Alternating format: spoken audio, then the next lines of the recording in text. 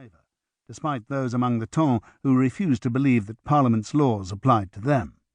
The Prime Minister himself had been moved to compliment him over his latest triumph. Raising his glass, Barnaby sipped. The success had been sweet, yet it had left him strangely hollow, unfulfilled in some unexpected way. Certainly he'd anticipated feeling happier rather than empty and peculiarly rudderless, aimlessly drifting now he no longer had a case to absorb him, to challenge his ingenuity and fill his time.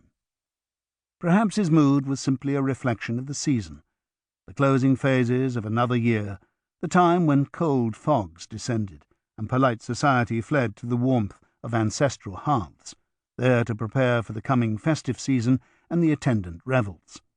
For him, this time of year had always been difficult to find any viable excuse to avoid his mother's artfully engineered social gatherings. She'd married off both his elder brothers and his sister Melissa far too easily.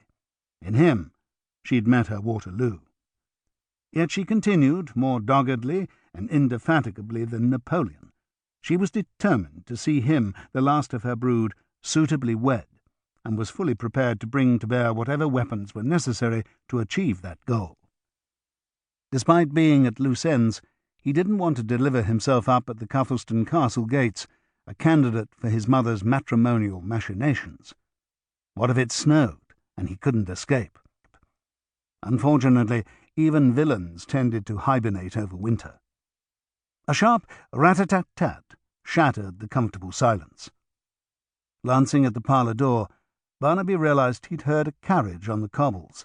The rattle of wheels had ceased outside his residence. He listened as Mostyn's measured tread passed the parlour on his way to the front door. Who could be calling at such an hour? A quick glance at the mantelpiece clock confirmed it was after 11. And on such a night.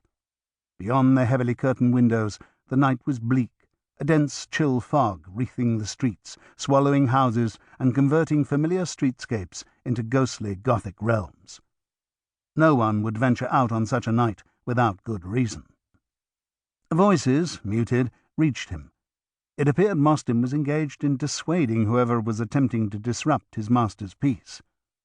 Abruptly, the voices fell silent.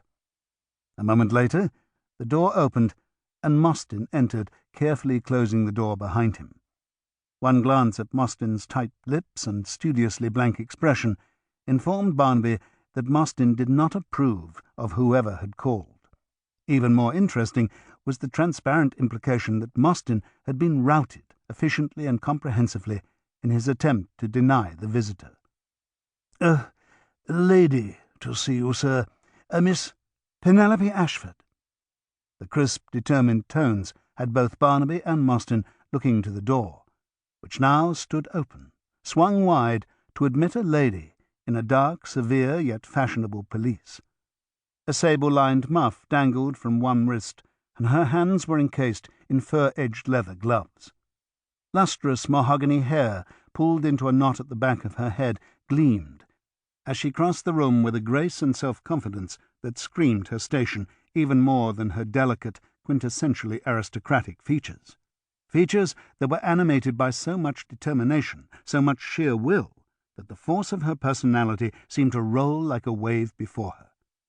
Mostyn stepped back as she neared. His eyes never leaving her, Barnaby unhurriedly uncrossed his legs and rose. "Miss Ashford." An exceptional pair of dark brown eyes, framed by finely wrought gold-rimmed spectacles, fixed on his face. "Mr. Adair. We met nearly 2 years ago at Morwellan Park, in the ballroom at Charlie and Sarah's wedding." Halting 2 paces away, she studied him, as if estimating the quality of his memory. "We spoke briefly, if you recall." She didn't offer her hand. Barnaby looked down into her up-tilted face. Her head barely cleared his shoulder, and found he remembered her surprisingly well. "You asked if I was the one who investigated crimes." She smiled brilliantly. "Yes, that's right." Barnaby blinked. He felt a trifle winded. He could, he realised, recall how, on all those months ago, her small